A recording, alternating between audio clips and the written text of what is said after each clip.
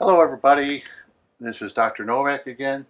Going to do my water change, and when I do a water change I don't gravel the substrate, especially in the 90-gallon aquarium. In the 20 I do, in the 90 I don't.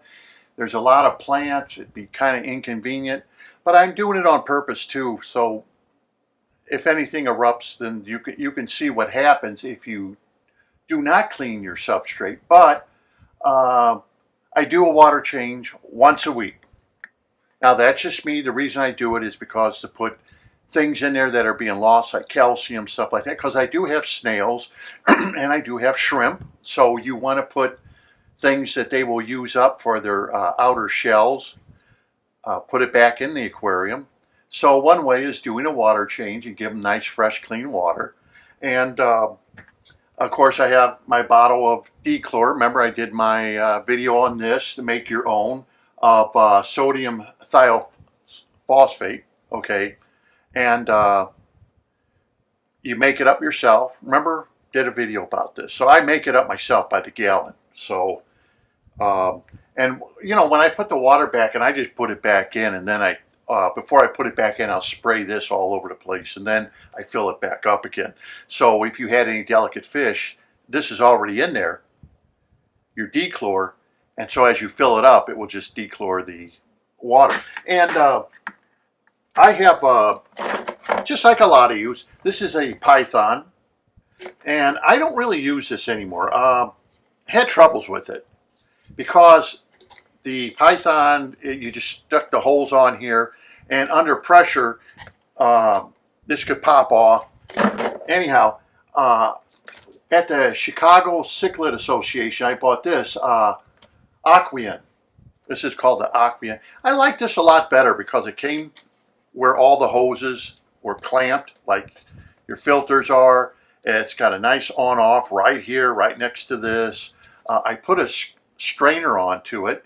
You know, this is a normal strainer you buy at a hardware store, and I connect this onto it. The reason I do that is because when you do a water change and you have this in there, always fish go up there and they're, you know, so this stops them from going up, and then when you refill it back up again, this kind of helps so it doesn't make a stream and mess up everything. It kind of breaks up the water. So that's something I've always done. And then the Aquarium set up to go on your faucet like this. And let's see if I have that Python in here. You know, I just didn't. And here's the Python. And basically, as you can see, the Python and the Aquarium are almost the same. But this one you had to always bring up and turn over the Python, so you can fill up or discard the water or fill it up. And it's okay, you know. But this one, it just has a switch. Boom. You just turn it off or on. And a lot of this is all removable. It all unscrews. But I just like the way that Aquarium kind of thought about this refill system. Of course, we all know that Python was the very first ones to think about it, and they just turned around and improved on it. You know, but anyhow, this video is going to be about not me doing a water change. Oh yeah, I got this. I use this because when I put my hose in the aquarium, I clamp this on the hose so the hose won't fling out of the aquarium. Trust me, it's happened. So now I just use a clamp it, put the holes through it. The holes now can't fling out of the aquarium. And if you walk away, it's not going to fling out when you fill it or try to empty it and water all over your floor. So this comes in handy for that. But anyhow, what I want to, in this video, we're not going to talk about the water change. I'm going to talk about the BCB basket, or why the Anoxic filter does not clog. So stay tuned, and I'll explain to you why it is one of the only filters out there that does not clog.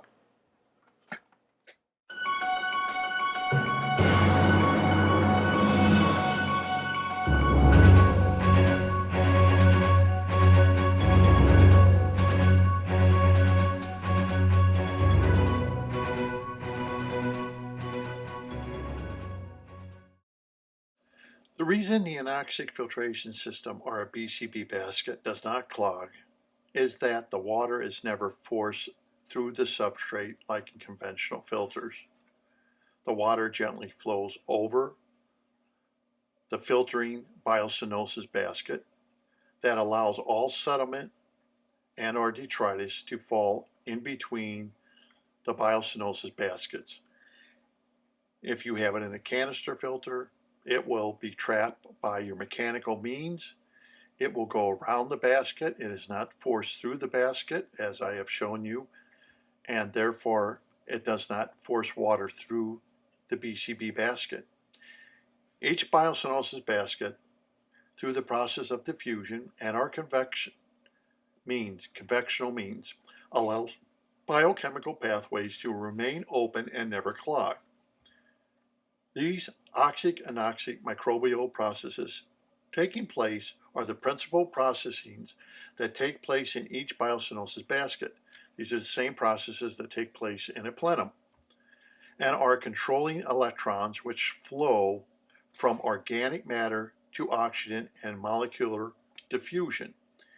Each biocenosis basket in the filter also has a diffusion of nutrients that flow through them influenced by electrical charge, the same as if you make a plenum. Because each filter biocenosis basket is negatively charged, and in the aquarium water column are many positively charged molecules. These positively charged molecules, such as ammonium, are immediately attracted inside each biocenosis basket and into your plenum and taken out of the water column. Once ammonium is removed from the system, there is no ammonia to nitrite to nitrate cycle or unwanted compounds if plants are available. We know plants can take care of germs and things like that. So we realize that what is happening is several different things, whether you own a BCB or whether you own a plenum. They are working through electrical charge, which will attract positive ions, which is great. We also know they are working through diffusion or convectional means, which means all ions, and I repeat this, all ions are being taken into a plenum or into a BCB basket, whether they have a charge or do not have a charge. They are all being taken in. They are all being processed through bacteria. That's why whenever you have a BCB or a plenum, you still have aerobic zones, which I have shown you in previous videos, along with anoxic zones. Conventional filtration systems force the water through the substrate like a fire hose.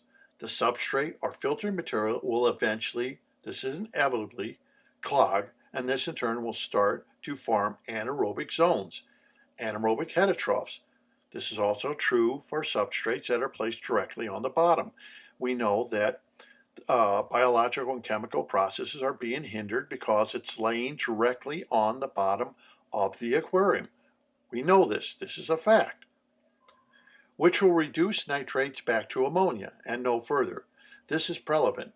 As these filters become clogged, largely sulfate-reducing bacteria, methylogenic bacteria, begin to form, and methane gas and hydrogen sulfide gas are their byproducts.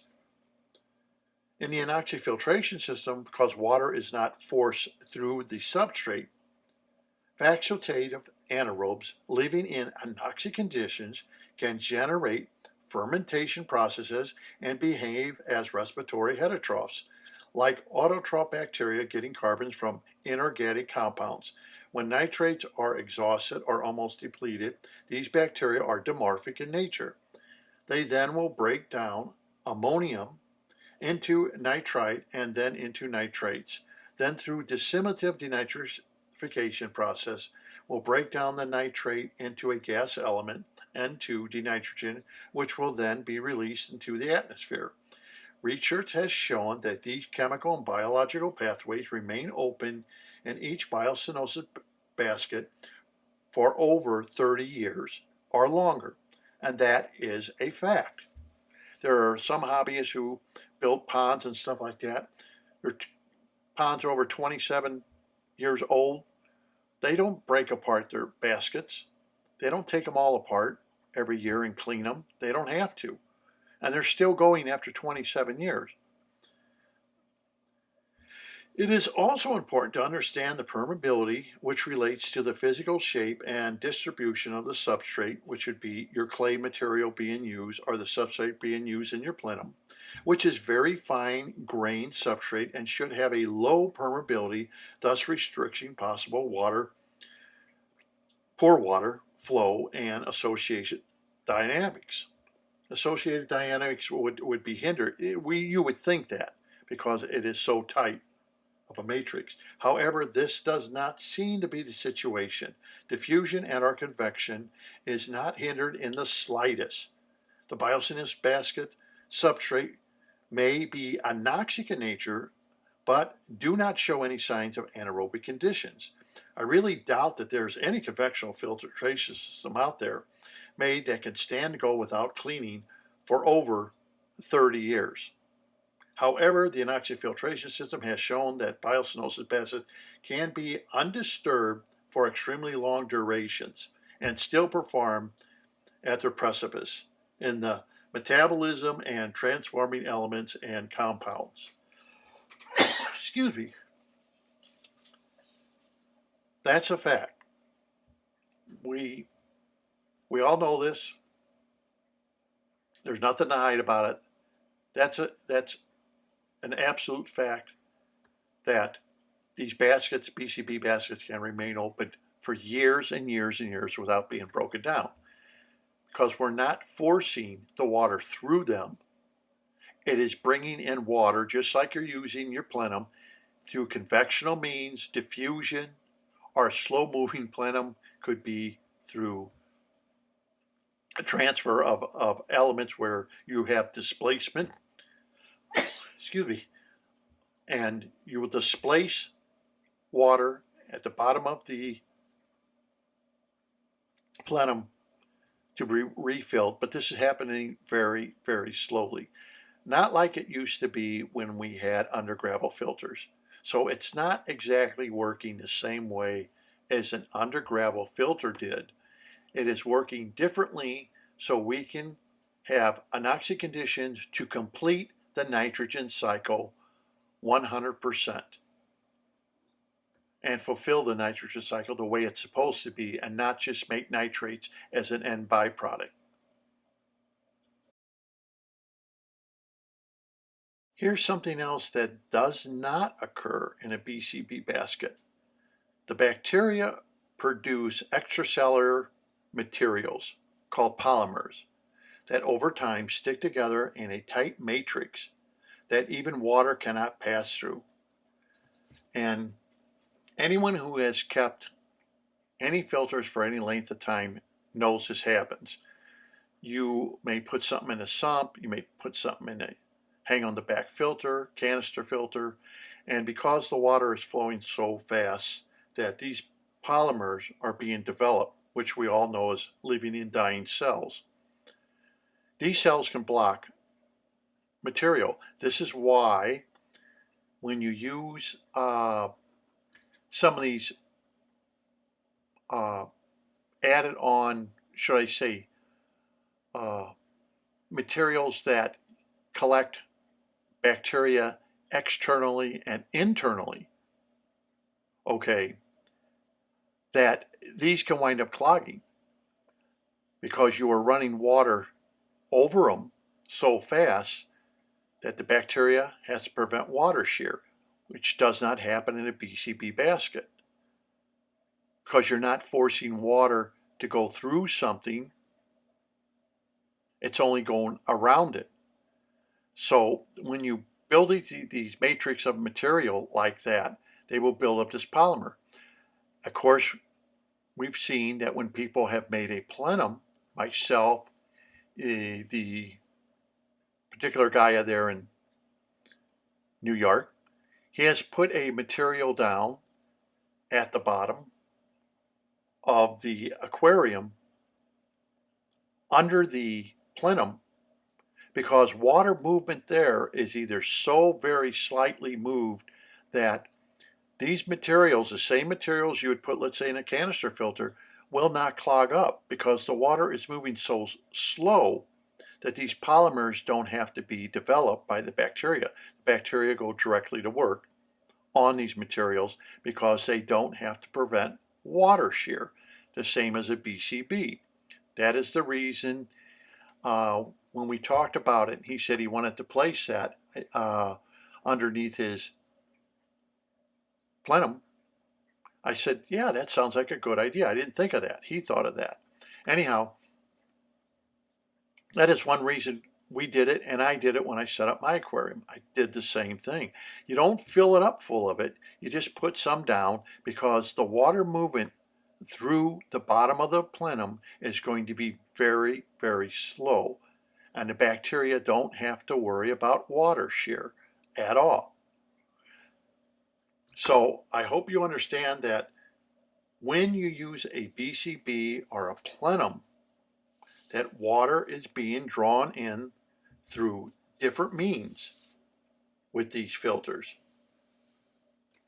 Water is being drawn in through diffusion or convectional means, which means it will attract all ions, or, I should say, not and, but it is being attracted by electrical charges. So there's three ways it's coming into the basket through diffusion, it's coming in the basket through convectional means, it's coming in the basket through electrical charges. Your plenum, it's coming in the plenum through diffusion, it's coming into plenum through conventional means, and it's coming into the plenum by electrical charges. Because you have a substrate now that has become negatively charged in a plenum, the same as a BCB basket has become negatively charged. As I've explained to you, if there are positive ions in the water column, they will be attracted to the plenum or the BCB. Also, other ions that have no charge will also be attracted into the BCB and into your plenum through diffusion or convectional means. So nothing escapes. Okay, a lot of people are thinking they only attract positive ions. No. There's three ways it's attracting the ions that are in, or your pollution, your ions, however you want to call it, into the substrate or into your filter medium that's in the BCB basket. There's different ways it is pulling everything that's in the water column in there and attracting it in there. And I will go more into how this works, but for right now, this is exactly what's happening. This is why when you make a plenum or you make a BCB basket, they are completing the nitrogen cycle. They are not just doing part of a nitrogen cycle and stopping. They are actually, if you saw my other videos, completing the nitrogen cycle in its full extent. And therefore, they are now making a denitrogen, okay, which is N2, as I've explained to you. Both these are the BCB and a plenum.